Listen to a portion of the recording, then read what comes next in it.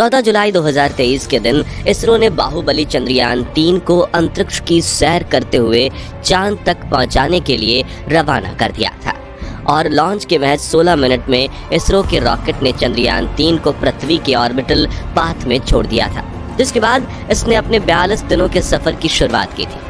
तब से लेकर हम सभी भारतीयों की नज़र चंद्रयान 3 पर टिकी हुई है और इसरो भी इस मिशन से जुड़ी पल पल की खबरें हमारे साथ साझा कर रहा है। तो आखिर कहां पहुंचा है चंद्रयान 3 और कब अपने सफर को पूरा करके चांद को अपनी मुट्ठी में करेगा इसरो का ये स्पेस मिशन? आइए जानते हैं इस मिशन से जुड़े सभी अपडेट्स। दरअसल चंद्रयान 3 मिशन में भारतीय स्पेस एजेंसी इसरो के हाथ एक बार और कामयाबी लगी है, जिसके बारे में जानने से पहले हम इस मिशन की कामयाबियों पर नजर डालते हैं। तो 14 जुलाई 2023 के दिन इसरो ने अपने सतीश धवन स्पेस सेंटर के LBM-3 M4 रॉकेट के साथ चंद्रयान 3 को अंतरिक्ष के लिए रवाना किया था। ये शक्तिशाली रॉकेट हवा को चीरता हुआ चंद्रयान को अंतरिक्ष में ले गया था और फिर इसने चंद्रयान 3 को सही ऑर्बिट में छोड़ दिया था। अगला दिन यानी 15 जुलाई चंद्रयान 3 के लिए काफी महत्वपूर्ण था, क्योंकि इस दिन इसरो के बेंगलुरु हेडक्वार्टर में बैठे वैज्ञानिक चंद्रयान 3 का इंजन ऑन करके पहली अर्थ बाउंड फायरिंग को अंजाम देने वाले थे। उस दिन इसरो ने बताया था कि चंद्रयान 3 को अपनी ऑर्बिट में आगे बढ़ाने की पहली कवायद सफलतापूर्वक पूरी कर दी गई है। साथ ही उन्होंने ये बताया कि अंतरिक्ष यान बिल्कुल ठीक कंडीशन में है और वो अपनी ऑर्बिट में बिल्कुल सही से आगे जा रहा है। अब आगे के अपडेट जानने से पहले हम आसान शब्दों में ये समझ लेते हैं कि आखिर चंद्रयान 3 किस तरह पर चलकर चांद की तरफ जाएगा और ये अर्थ बाउंड फायरिंग होती क्या है। तो बता दें कि चंद्रयान 3 को चांद तक पहुंचाने के लिए इसरो ने एक इलिप्टिकल यानी अंडाकार रास्ता चुना है, जिसमें चलते हुए चंद्रयान पहले पृथ्वी के 5 चक्कर लगाएगा, जिन्हें अर्थ बाउंड यानी अर्थ बाउंड्रीज कहा जाता है। और हर अर्थ बाउंड में चंद्रयान को पृथ्वी से दूर भेजने के लिए एक निश्चित जगह पर निश्चित समय के लिए इसके इंजन ऑन किए जाते हैं, जिन्हें अर्थ बाउंड फायरिंग कहा जाता है। इस तरह चंद्रयान 3 में 5 बार अर्थ बाउंड फायरिंग की जाएगी, जिसके बाद 6ठी बार इसके इंजन को थोड़ी ज्यादा देर ऑन रखकर इसे धरती के गुरुत्वाकर्षण सीमा से बाहर धकेल दिया जाएगा। फिर ये आगे बढ़ते हुए चांद के पास पहुंचेगा, जहाँ चांद का गुरुत्वाकर्षण इसे अपनी सीमा में पकड़ लेगा और फिर ये चांद के चक्कर लगाते हुए इसके और करीब पहुंचता चला जाएगा और आखिर में चांद की सतह से 100 किलोमीटर ऊंचाई की कक्षा में लगातार घूमता रहेगा, जहां से इसके मून लैंडिंग मिशन की शुरुआत होगी। चलिए चंद्रयान 3 मिशन की अगले अपडेट की बात करें तो 17 जुलाई के दिन इसरो ने बताया कि उन्होंने चंद्रयान 3 की दूसरी अर्थ बाउंड फायरिंग करके इसका second orbit raising manual perform कर लिया है और अब वो 41,603 किलोमीटर इंटू 226 किलोमीटर की कक्षा में चल रहा है। और 20 जुलाई के दिन इसरो ने चंद्रयान 3 मिशन को लेकर एक और खुशखबरी दे दी, जहां इसरो ने चंद्रयान 3 को अपनी ऑर्बिट में आगे बढ़ाने की तीसरी कवायद भी सफलतापूर्वक पूरी कर ली है। यानी उन्होंने प्लान के मुताबिक इसका अर्थ ऑर्बिटर रेजिंग मैन्युअर भी परफॉर्म कर लिया है।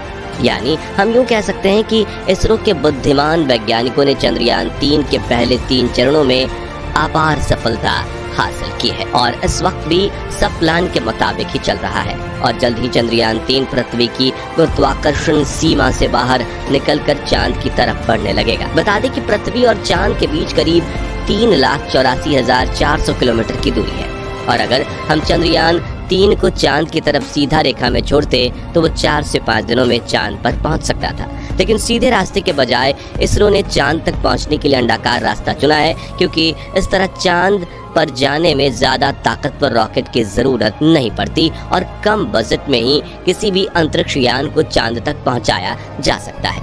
वहीं इस तरीके से आगे बढ़ने का एक और फायदा ये है कि इसमें रिस्क कम है और इसरो मंगलयान और चंद्रयान 2 को भी इसी तरीके से अपनी तय सीमा तक सफलतापूर्वक पहुंचा चुका है।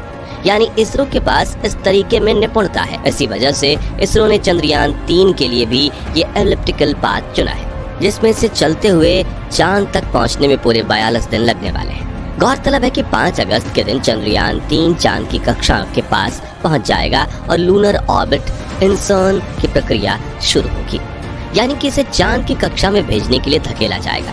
जिसके लिए इसके प्रपल्शन मॉड्यूल के इंजन को ऑन किया जाएगा। चांद की कक्षा में एंट्री लेने के बाद चंद्रयान 3 चांद के चक्कर लगाना शुरू करेगा और हर चक्कर में चांद के और पास चलता जाएगा और आखिर में इसे चांद की सतह से 100 किलोमीटर की ऊंचाई की ऑर्बिटर में लगातार भ्रमण करने के लिए छोड़ दिया जाएगा।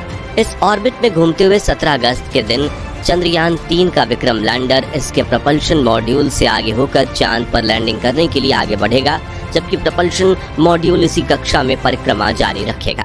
साथियों, लैंडिंग इस मून मिशन का सबसे खतरनाक चरण माना जा रहा है, क्योंकि पिछली बार चंद्रयान 2 मिशन के दौरान यान का विक्रम लैंडर इसी प्रक्रिया में फेल हुआ था। हालांकि इस बार चंद्रयान 3 के लैंडर में कई बदलाव किए गए हैं और इसकी हजारों बार टेस्टिंग की गई है, लेकिन लैंडिंग का ये पल इसरो के वैज्ञानिकों के लिए बड़ी चुनौती साबित होने वाला है। लेकिन हमें हमारे इसरो के वैज्ञानिकों पर पूरा भरोसा है कि वो 23 अगस्त के दिन चंद्रयान 3 के विक्रम लैंडर की चांद के दक्षिणी ध्रुव पर सफलतापूर्वक लैंडिंग करवाकर चांद को अपनी मुट्ठी में कर लेंगे। दोस्तों, चंद्रयान 3 की लैंडिंग के लिए चांद का दक्षिणी ध्रुव इसलिए चुना गया है क्योंकि ये उत्तरी ध्रुव के मुकाबले काफी बड़ा है और दुनिया की किसी भी स्पेस एजेंसी ने आज तक चांद के दक्षिणी ध्रुव में लैंडिंग नहीं की है। ऐसे में इसरो चांद के इस हिस्से में मौजूद खजाने की खोज करने में काफी दिलचस्पी दिखा रहा है। माना जा रहा है कि इसके आसपास छाया वाले क्षेत्रों में पानी की मौजूदगी की पूरी संभावना है, क्योंकि चंद्रमा के इस इलाके में कई ऐसे बड़े गड्ढे हैं जहां करोड़ों सालों से सूर्य की धूप नहीं पहुंची है। ऐसे में यहाँ जमी हुई बर्फ के रूप में कम से कम 100 मिलियन टन पानी होने की संभावना जताई जा रही है। इसके अलावा चंद्रमा के दक्षिणी ध्रुव में hydrogen, ammonia, methane, sodium, mercury और सिल्वर जैसे मूल्यवान संसाधनों का खजाना मौजूद हो सकता है, जो हमें तब काम आएगा जब हम अंतरिक्ष में मानव बस्ती बसाने की खोज में आगे बढ़ेंगे। जी हाँ, इन दिनों दुनिया भर के वैज्ञानिक चांद और मंगल पर मानव बस्ती बसाने पर रिसर्च कर रहे हैं। ऐसे में अगर चांद और मंगल पर जरूरी संसाधन की मौजूदगी का पता लग जाए तो हम इंसानों के लिए वहां रहना काफी आसान हो जाएगा। इस रिसर्च के लिए चंद्रयान 3 के विक्रम लैंडर पर कई इंस्ट्रूमेंट लगाए गए हैं। साथ ही इसके साथ प्रज्ञान रोवर भी भेजा गया है, जो लैंडर से उतरकर चांद की सतह पर आगे बढ़ेगा और डेटा कलेक्ट करके विक्रम तक भेजेगा।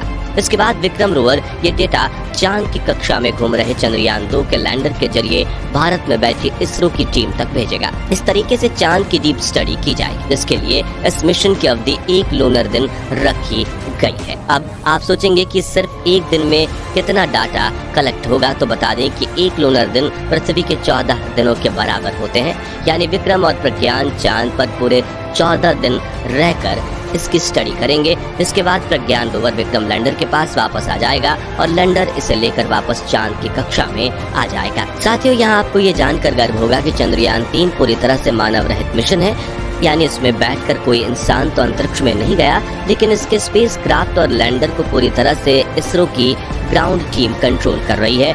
इसरो की टीम 24 घंटे इस पर निगरानी रख रही है। साथ ही इस प्रोजेक्ट का बजट सिर्फ 615 करोड़ रुपए है, जबकि दुनिया की कोई स्पेस एजेंसी नहीं है जो इतने कम रुपए में इतने बड़े स्पेस मिशन को कर पाए, बल्कि उनके मिशन में तो हजारों करोड़ खर्च हो जाते हैं। इसलिए यहाँ इसरो के लिए तालियां तो बनती हैं। दोस्तों, क्या आप चंद्रयान 3 को चांद पर फतेह करते हुए देखना चाहते हैं? अगर हाँ, तो कमेंट बॉक्स में इसरो को अपनी दुआएं जरूर दीजिए। साथ ही इस वीडियो को लाइक और शेयर करके इतना फैला दीजिए कि देश के हर भारतीय को चंद्रयान 3 जैसे महत्वपूर्ण मिशन के बारे में जानकारी मिले। और ऐसे ही रोमांचक वीडियोस देखते रहने के लिए हमारे चैनल को सब्सक्राइब करके पास वाली घंटी जरूर बजा दीजिए। धन्यवाद।